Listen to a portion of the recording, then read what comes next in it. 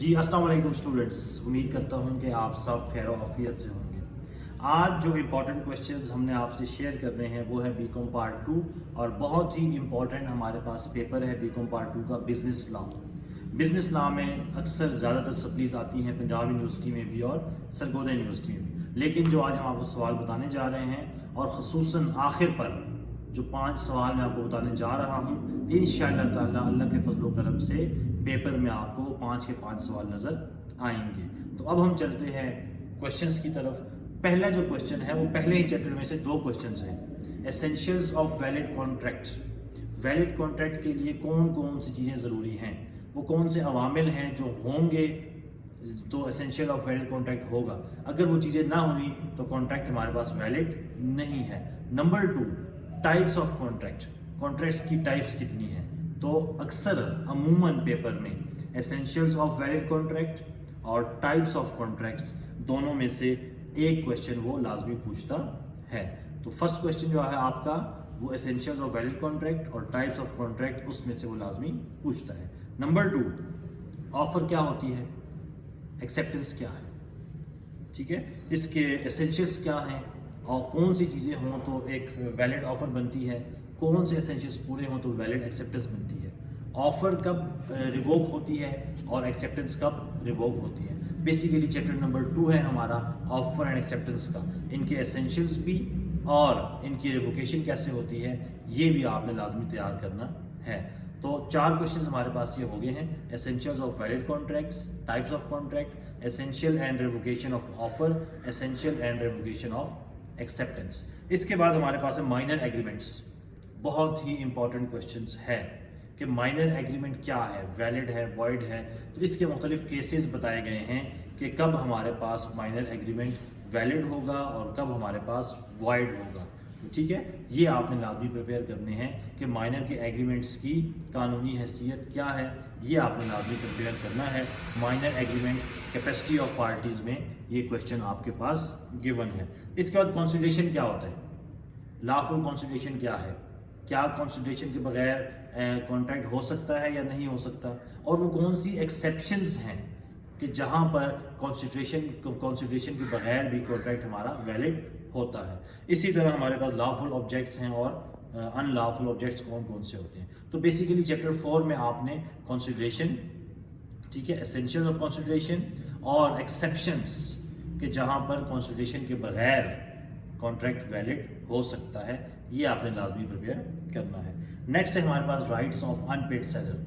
बहुत ही important question. 10 paper अगर आप उठाएं तो आपको 7 से 8 पेपरों में राइट्स ऑफ अनपेड सेलर नज़र आएगा, लेकिन आपने एहतियातन इसके साथ ड्यूटीज़ ऑफ अनपेड सेलर भी लाजमी प्रिपेयर करनी है।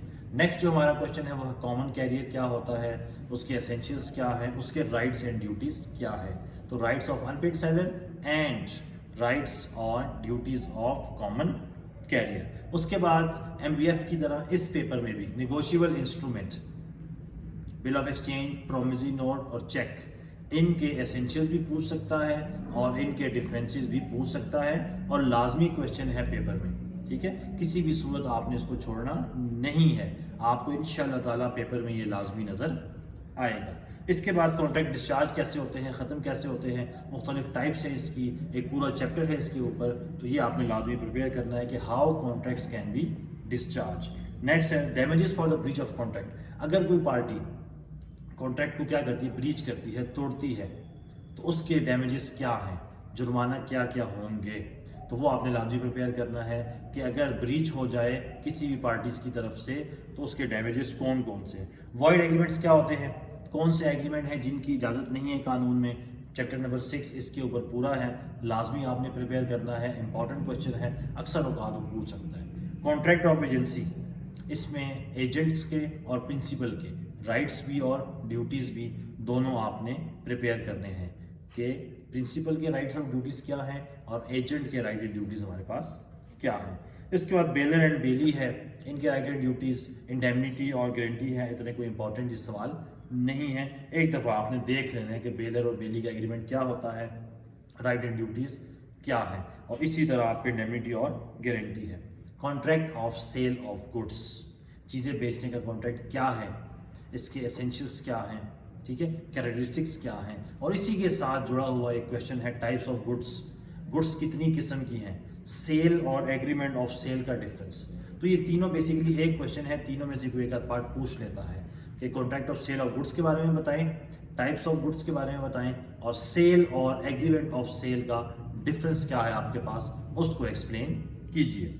ٹریڈ یونین کیا ہوتی ہے، اس کی رجسٹریشن کا طریقہ کار کیا ہے، یہ آپ نے لازمی مینشن کرنا ہے.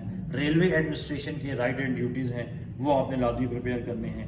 نیشنل انڈسٹریل ریلیشن شپ ہے NICR، یہ آپ نے لازمی پریپیئر کر لینا ہے. اور امپلائر کمپنسیشن کے جو رولز ہیں وہ آپ نے لازمی پریپیئر کرنے ہیں. اور اب آتے ہیں کوشچنس کی طرف کہ کون سے 5 کوشچنس پیپر میں مسٹ نظر آئیں گے. Number 1، essentials of valid contracts, types of contract.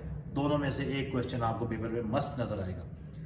Offer اور ایکسیپٹنس، ان کے ایسینشیلس اور ریووکیشن، دونوں میں سے ایک کویشچن آپ کو لازمی نظر آئے گا. Rights of unpaid seller, common carrier, ان میں سے ایک کویشچن آپ کو لازمی نظر آئے گا.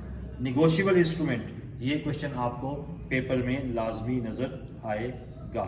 اس کا مائنر ہے آپ کے پاس، اور آپ کے پاس کویشچن ہے ایگریمنٹ کانٹریکٹ آف سیل اور سیل اور ایگریمنٹ آف سیل کا ڈفرینس. تو یہ ہمارے پاس امپورٹنٹ کویشچنس تھے بزنس لا کے. انشاءاللہ اگلے سبجیکٹ کے ساتھ ہم دوبارہ حاضر ہوں گے. تب تک کے لیے آپ سے اجازت چاہتے ہیں. اللہ حافظ.